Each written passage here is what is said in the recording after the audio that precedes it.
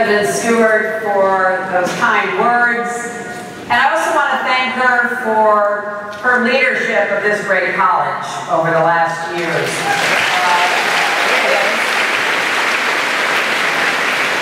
It is not easy these days being a president of anything. And I appreciate the dedication and the great results from her leadership here in Hamilton. And of course, where else could I have come that I would feel so much at home? Some people call me the Hill. And right here in Clinton, I know that means a lot.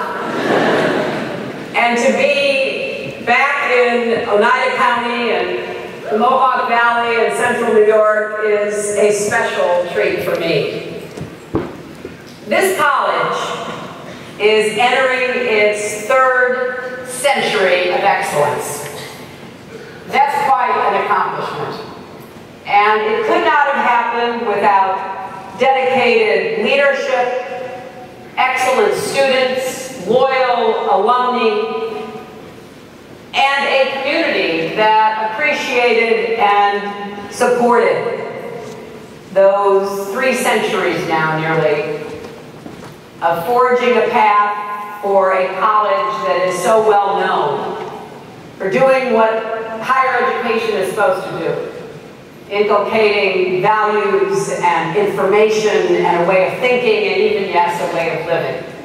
So I would like us all to give a big round of applause for the 3 centuries now of excellence right here at Hamilton College.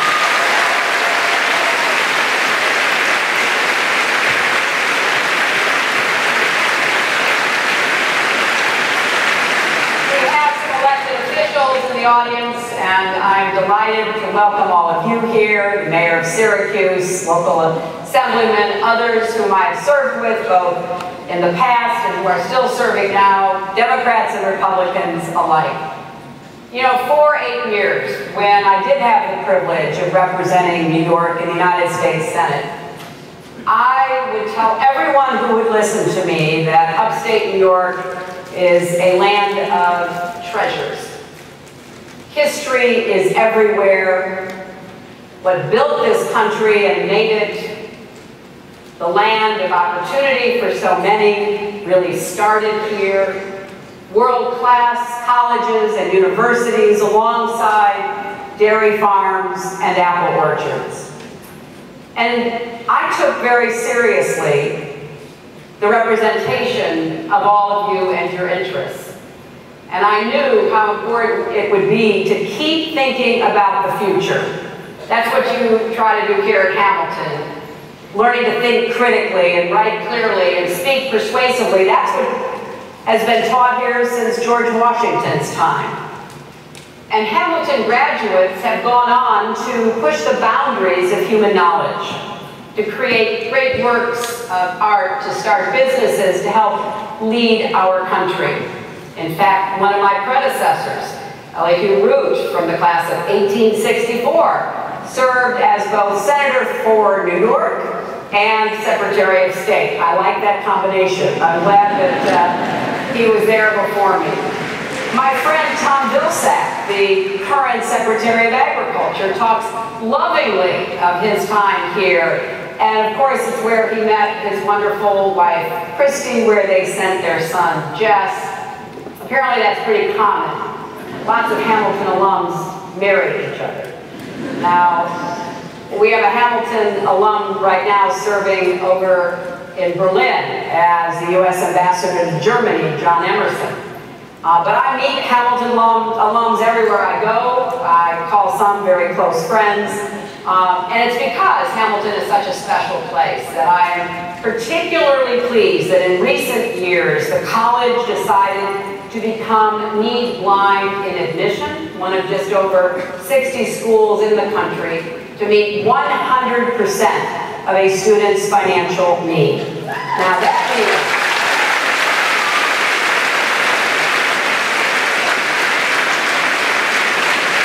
that qualified young people from any family and background have a chance to study here without resources being an obstacle. And Hamilton has also recently answered President Obama's call to offer Say Yes scholarships to urban students from Buffalo and Syracuse. So Hamilton is not resting on its laurels. You know, one thing that I've learned across my own life and that I've seen up close and personal over the last 4 years traveling the world is that talent is universally distributed, but opportunity is not. We need to remember that in our own country these days. We have to make sure that we keep creating a path to opportunity for all of our young people. And that's what Hamilton has tried to do. And you, therefore, will continue to be a magnet for talent and a source of opportunity, and I thank you. Now, it's no wonder that Hamilton attracts students from 46 states and 40 countries. Your global reach is really what we look for today in any institution, because you've got to understand our interdependence and our interconnectivity. And we've got to be able to work in the world in a way that reflects our values as well as our interests. This feeds complex, cross-cutting challenges like climate change, economic inequality, the proliferation of dangerous weapons and ideologies. But it also presents enormous opportunities for innovation and growth. So nations, businesses, colleges and universities, citizens alike, have to adapt to this new world, because the only thing certain in a world that is changing as quickly as ours is change itself. How do you best prepare to be better, smarter, work more collaboratively? Education. That is still the key. It has been, and I believe will remain so. And we also have to recognize that we're all in this together and take responsibilities to come up with answers to our global challenges. Now, here at Hamilton, I've read about students who are committed to solving problems and serving others. This summer, Jurette Joseph from the class of 2015 spent time in Haiti. That's a country close to my husband's and my heart. We actually spent part of our honeymoon there many years ago. And she helped create a children's library and literacy program at an orphanage in Port-au-Prince. And she also convinced Steve Madden, the footwear company where she worked a summer job, to donate boxes full of shoes to the orphans. See how that synergy works? A young woman with an interest in helping orphan children, but also with an entree into the business world, puts the two together. Closer to home, Nick Solano from the class of 2014 is leading a local home rehabilitation organization here in the Mohawk Valley called Rebuilding Together. Its volunteers help repair houses for the disabled, elderly, veterans, and they also renovate schools and nonprofit facilities. Nick started volunteering, got excited about the work, began writing grant proposals, secured almost $20,000, and then ended up as executive director of the organization. The skills he needed were enhanced here at Hamilton for him to take an idea, visualize it, and figure out how to bring it to reality. Now, these are just two examples of students and many others who are looking at service in new ways and coming up with programs and policies that really answer to this challenge of our interdependence. And believe me, with all of the challenges we face and the sorry state of our own politics, we can use all the good role models we can find.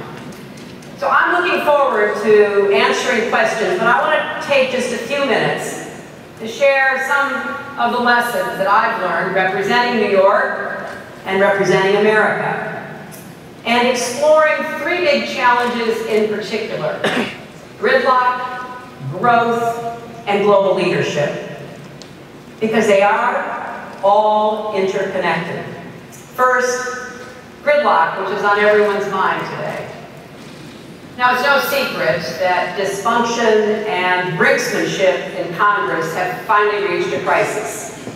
The federal government is shut down. We're flirting in Washington with a debt default that would have devastating effects on the American economy and ripple throughout the global economy. Now, of course, I know we've had plenty of partisan combat in the past. I've lived through my share of it.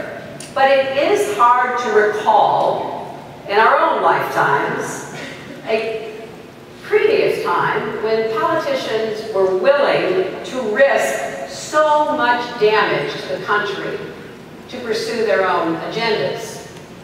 Alexander Hamilton, for whom this college is named, was part of some pretty vicious debates with Thomas Jefferson and others. But the founders always came back to Benjamin Franklin's warning, either we'll hang together or we'll surely hang separately. So they compromised. Our founding documents are compromises, rooted in values, but reflecting the political give and take of their time. And when they won or lost elections, they accepted the results and began planning for how they could win the next election. When laws were passed, signed, and upheld by the courts, they worked to enforce them as the law of the land. And there was a sense that despite personal or partisan differences, the common good, the country's good, would eventually be served.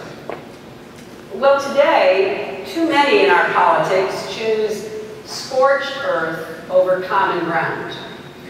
Many of our public debates are happening in what I like to call an evidence-free zone,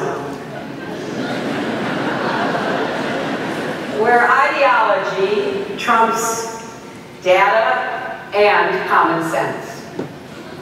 That is a recipe for paralysis, not progress. And it is not an example we should be setting for the world. Now, it doesn't have to be this way. There have been lots of difficult debates. I remember the last government shutdown back in '95 and '96. My husband was negotiating with then Speaker Gingrich over the budget. Sound familiar?